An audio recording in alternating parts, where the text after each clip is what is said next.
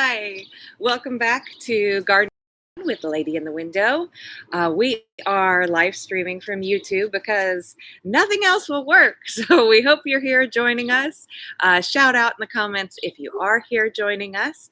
I apologize. I hope we don't get rained out or that it's so bright that you can't see me. So we'll go ahead and get started. I've got some fun things to cover with you today.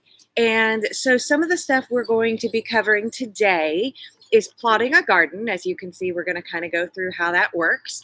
And we are also talking about handy tools that you'll need for the garden, tips and tricks that I can share with you that will help you out as a new gardener. And we are also going to talk about soil, what it is, what it needs, why those things are important, and we'll go from there. So, welcome. I'm glad you joined us. I hope you joined us yesterday. As I said yesterday, we are doing a 5-day kind of mini course on intro to gardening, and each day we're going to do like a 30-minute mini lesson. They will be posted on YouTube and our other social media, but you can also join us here live. And then after that, if you have any questions, please, as I'm going, shout them out in the comments, and I'll wrap back around at the end of the shoot to answer any of those questions and do a live Q&A. All right, so we're going to go ahead and just jump in today and get started because we have a lot to cover. So I am a gardener. I've been gardening since I was 13, and I love having my hands in the dirt and growing things. And everybody gardens for different reasons. Yesterday we talked about the W's of gardening. You know, why do people garden? How, when, how much? You know, all of those fun kind of details about getting started and what do you need. And so if you didn't get that episode, you can certainly wrap back around to our channel here on YouTube and watch it. As always, we'd love a subscribe and follow so that you can always see our live videos. We're trying to bring you lots of really fun, cool stuff. Okay, so we're going to jump right in and get started. I apologize for any background noises we've got going or craziness. We are outside, but I really wanted to show you live on a garden bed what I mean by what I'm talking about today. So we are talking first about plotting a garden bed. I think this is probably the second biggest question I get as a gardener when people are starting to kind of figure out what to do. You know, how do I plant my garden bed? So I wanted to show you a method that I really like to use, which is just considered plotting.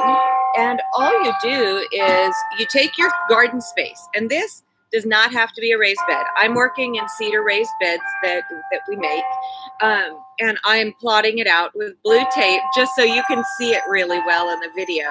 But usually I use string, and I use it closer to the soil so that I have my squares in my soil bed, and that way I know what's been planted where. And you can do this in a raised bed. You can do this on the side of a house. You can do this in the ground. You can do this in your pots. I mean, you can really do this in anything you're planting in. So what I use is I just use a ruler or a tape measure. I don't usually use blue tape, but you can. You can really use anything. You can use sticks. You can use string. I usually use string just because it biodegrades, and I can come back and pull it up later or not. The blue tape is kind of bold and rambunctious here. So all I do is I measure out foot by foot squares.